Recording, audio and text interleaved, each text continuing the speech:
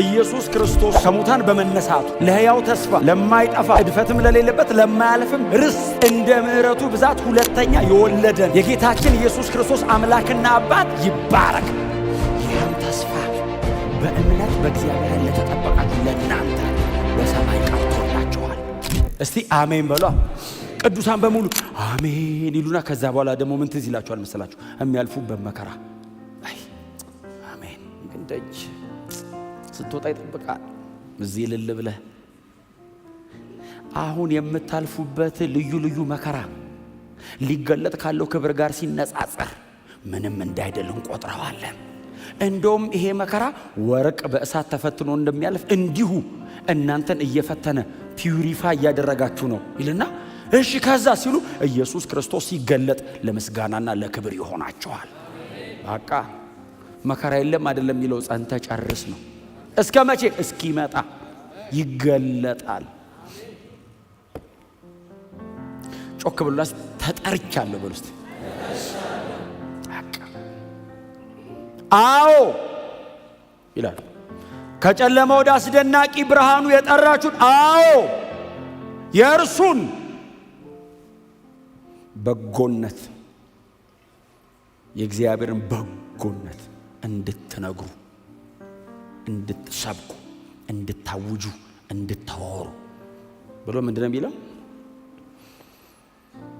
የተመረጠ ትውልድ የንጉሥ ካህናት የተቀደሰ ሕዝብ እግዚአብሔር ገንዘቡ ያደረገው ይሄ ሁሉ ናችሁ። በደንብ ንቅንቅ አድርጉት ነገሯቸው። ይሄ ሁሉ አንተ ብቻህን ነው በሉት። ምንድነው የምታዩኝ? ተባባሉት። ይሄ ሁሉ ያንተ ነው በሉት። በጣም እኮ አስደናቂ እኮ ነው።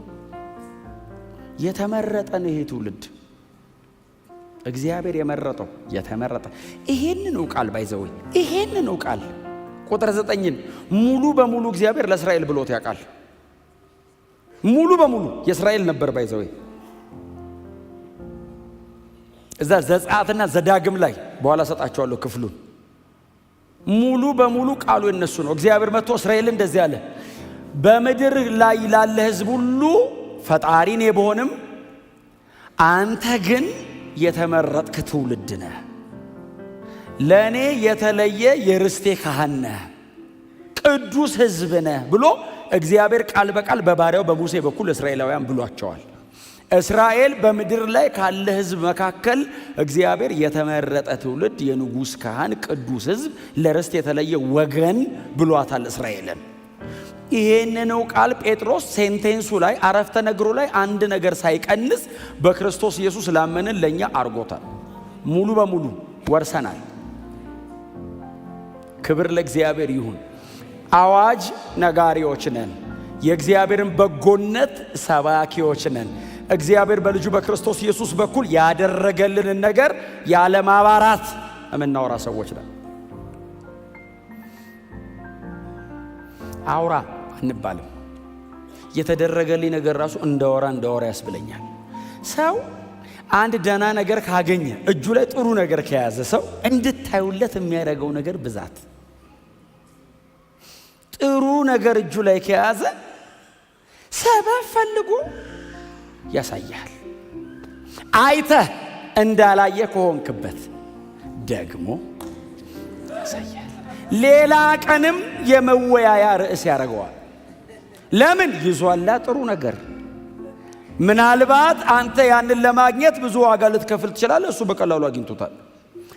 ጴጥሮስ እንደዚህ አለ፣ የእግዚአብሔርን በጎነት ክብር ለኢየሱስ ይሁን አግኝቻለሁ። በጎነቱን የእግዚአብሔር በጎነት ተገልጧል በላይ ላይ ልጁን ኢየሱስ ክርስቶስን በመስጠት ስለ ኃጢአቴ በመስቀል ላይ እንዲሞትልኝ በማድረግ ፍርደኛውን ሰውዬ ነፃነ ብቻ አይደለም ያለኝ የክብር ተካፋይ ነን ያለኝ። ጴጥሮስ እንደዚህ ይላል፣ ከድቅድቅ ጨለማ ወደ አስደናቂ ብርሃን የጠራችሁ ነው የእርሱን ምን በጎነት እና አግኝተሃል። አለማውራት ትችላለህ እንዴ? ሞት ፍርደኛ የነበርክ ሰውዬ ነፃነ እኮ አይደለም እኮ ያለን እኮ ጌታ የክብሬ ተካፋይ ከኔ ጋር አብራችሁ ለዘላለም እምትነግሱ ናችሁ። ዝም ብለህ ነፃ ወጣው ብቻ የምትለው አይደለም። ተካፍለህ ኤክስፔሪየንስ አድርገህ ህይወትን ቀምሰህ ከኢየሱስ ጋር መኖርን ለምዳ። አይ ልዩነቱ ይገባሃል። ድቅድቅ ጨለማና ደማቅ ብርሃን። ኢየሱስ ለዘላለም ጌታ ነው። የእርሱን በጎነት እንድትናገሩ። እሺ የተመረጠ ትውልድ፣ የንጉሥ ካህን። ማነው ንጉሡ? እግዚአብሔር። የእርሱ ካህናት። ኖርማሊ የንጉሥ ካህናት የሚለው የእግዚአብሔር ካህናት ማለት ብቻ አይደለም፣ ንጉሥም ካህናትም ማለት ነው ትርጉሙ። መንግስትም ካህናትም ማረገን ይላል ራዕይ ምዕራፍ 1 ላይ ትዝ ይላችኋል። ኪንግ ኤንድ ፕሪስት ሁለቱ ኦፊሶች ማለት ብሉይ ኪዳን ላይ አንድ ላይ ማድረግ ፎርቢድን ነው፣ የተከለከለ ነው። ንጉሥ ካህን መሆን አይችልም፣ ካህን ንጉሥ መሆን አይችልም። ኢየሱስ ብቻ ነው እነዚህን ሁለት ኦፊሶች ክሌም ያደረጋቸው። ቀጥሎ አካፈለን። መንግስታትና ካህናት ክብር ለስሙ ይሁን። የንጉሥ ካህን ቅዱስ ሕዝብ ለርስት የተለየ ወገን ናችሁ። እግዚአብሔር በነፃ ነው ይሄንን ያደረገው።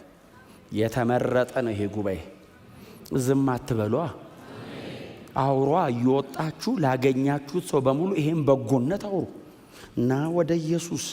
ይገርምሃል፣ ከድቅድቅ ጨለማ ነው ያወጣኝ። አሁንስ የሚያስደንቅ ብርሃን ውስጥ ነው ያለሁት። ኑሮ ይመስክረው። ይስበክ አረማመዳችሁ። ሰው እኮ እንዲህ ሲያይ እኮ ያውቃል። ምንድነው እንደዚህ የሚያረግ ይላል እኮ። ምንድነው ደስ ደስ የሚል? ከጨለማ ወደ ብርሃን መጥቼ ነው። ከዲያብሎስ አገዛዝ የእግዚአብሔር ልጅ የመሆን መብት። ክብር ለእግዚአብሔር ለአምላካችን ይሁን።